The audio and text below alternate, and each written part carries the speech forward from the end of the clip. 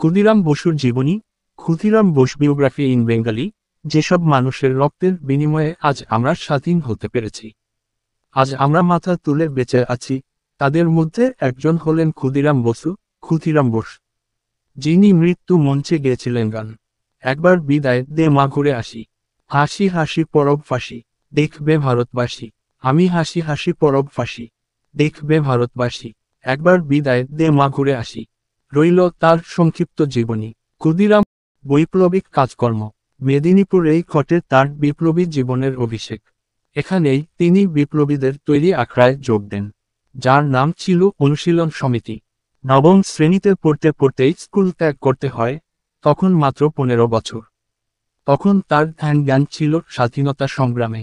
লাঠি চালানো থেকে শুরু করে বন্দুক চালানোর সবই ছিল নখদর্পণে। এই দলের নেতা ছিলেন সত্যেন্দ্রনাথ বসু। তারই নির্দেশনায় মেদিনীপুরের এক কৃষি ও শিল্পমেলায় বিপ্লবী পত্রিকা সোনার বাংলা ইস্তেহার বিলি করে গ্রেফতার হন।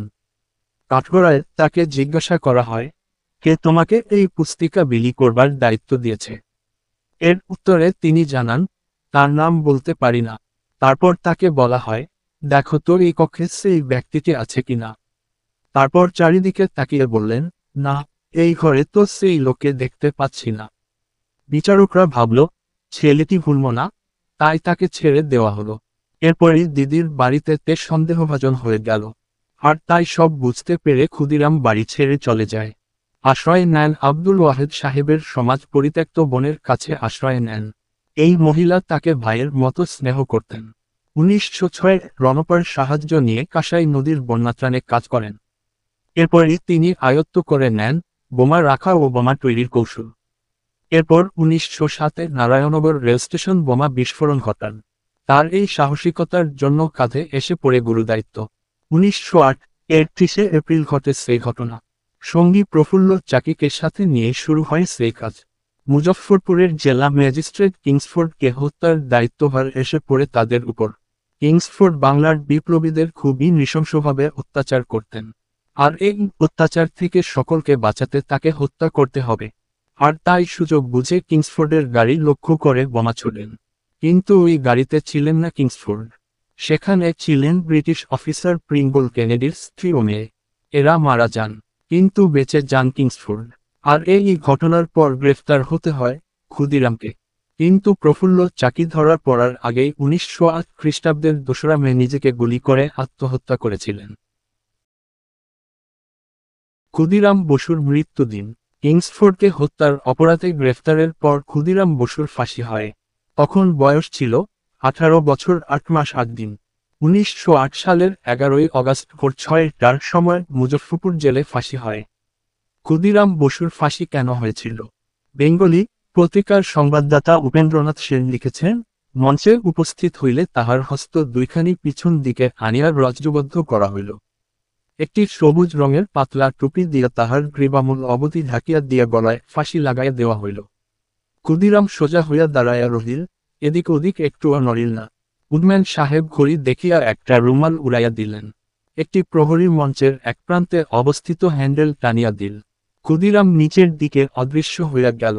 কেবল কয়েক সেকেন্ড ধরিয়া উপরের দড়িটি একটু নড়িতে লাগিল। তারপর সব স্থির। চিতারোহণের আগে স্নান করাইতে গিয়া মৃতদেহ বসাইতে গেলাম। দেখিলাম মস্তকটি মেরুদণ্ডচ্যুত হইয়া বুকের উপর ঝুলিয়া পড়িয়াছে। দুঃখ বেদনা ক্রোধে ভারাক্রান্ত হৃদয়ে মাথাটি ঠিক করিয়া রাখিলাম। বন্ধুগণ স্নান শেষ করাইলেন। তারপর চিতায় শোয়ানো হইলে রাশিকৃত ফুল দিয়া মৃতদেহ সম্পূর্ণ ঢাকিয়া দেওয়া হইল। কেবল উহার হাস্যোজ্জ্বল মুখখানা অনাবৃত রহিল। দেহটি ভস্মীভূত হইতে বেশি সময় লাগিল না। চিতার আগুন নিভাইতে গিয়া প্রথম কলসিভরা জল ঢালিতেই তপ্ত ভস্মরাশির খানিকটা আমার বক্ষস্থলে আসিয়া পড়িল। তাহার জন্য জ্বালা যন্ত্রণা বোধ করিবার মতো মনের অবস্থা তখন ছিল না। উল্লেখযোগ্য তথ্য, যে কারাগারে ক্ষুদিরামের ফাঁসি দেওয়া হয়েছিল, তার বর্তমান নাম ক্ষুদিরাম বসুর ক্ষুদিরাম বোস নামেই নামকরণ করা হয়েছে। শোনা যায়, ফাঁসির মঞ্চে দাঁড়িয়েও তিনি হেসেছিলেন, যা দেখে অবাক হন বিচারক। এমনকি তিনি জল্লাদকে প্রশ্ন করেছিলেন, ফাঁসির দড়িতে মোম কেন লাগান হয়? এই কথা শুনে জল্লাদও অবাক হয়ে যান। ফাঁসির আগের দিন অর্থাৎ 11ই আগস্ট আইনজীবী সতীশচন্দ্র চক্রবর্তীকে জানিয়েছিলেন, রাজপুত নারীরা যেমন নির্ভয়ে আগুনে চাপ দিয়া জহর ব্রত পালন করিত, আমিও তেমন নির্ভয়ে দেশের জন্য প্রাণ দিব। আগামীকাল আমি ফাঁসির আগে চতুর্ভুজার প্রসাদ খাইয়া বদ্ধভূমিতে যাইতে চাই। ফাঁসির আগে তার শেষ ইচ্ছা ছিল, ব্রিটিশ সরকারের অনুমতি পেলে তার বোমা বানানোর শিক্ষা অন্যান্য ভারতীয় সন্তানদের শিখিয়ে যেতে চান। ক্ষুদিরাম জানতেন না প্রফুল্ল চাকি মারা গেছেন, আর তাই তাকে বাঁচানোর জন্য সব দোষ নিজের কাঁধে তুলে নিয়েছিলেন। 13 জুন ফাঁসির রায় শোনার পর ক্ষুদিরামকে জিজ্ঞাসা করা হয়, তুমি কি বুঝতে পেরেছ তোমাকে কি শাস্তি দেওয়া হয়েছে? তখন উত্তরে জানান, হ্যাঁ আমি বুঝতে পেরেছি, এবং আমি আবার আসব। তাকে ফাঁসি দেওয়ার জন্য তৈরি হয়েছিল 15 ফুট উঁচু এক ফাঁসির মঞ্চ, তার দুদিকে ছিল কাঠের খুঁটি, উপরে ছিল মোটা লোহার রড ছিল, আর তারই মাঝখানে মোটা দড়িতে ফাঁসি দেওয়া হয়। কিংসফোর্ডকে হত্যা করার পরিকল্পনায় বোমা ছুঁড়েছিলেন প্রফুল্ল চাকি ওরফে দীনেশ, অর্থাৎ ক্ষুদিরাম মাত্র সহযোগী ছিলেন। ফাঁসির আগে ক্ষুদিরাম দিদিকে দেখতে চেয়েছিলেন, কিন্তু দিদি আসতে পারেননি, কারণ তখন তার জামাইবাবু রেলওয়েতে নতুন চাকরি পেয়েছে। নতুন চাকরি চলে যাওয়ার ভয়ে তিনি আসেননি, কিন্তু এসেছিলেন সেই পাতানো মুসলমান দিদি, যিনি কিনা ক্ষুদিরামকে আশ্রয় দিয়েছিলেন। ক্ষুদিরাম খুব সুন্দর বাঁশি বাজাতেন। ভাগ্নি ললিতমোহন রায় লিখেছেন, ক্ষুদিরাম বাঁশের বাঁশি সুন্দর বাজাইত।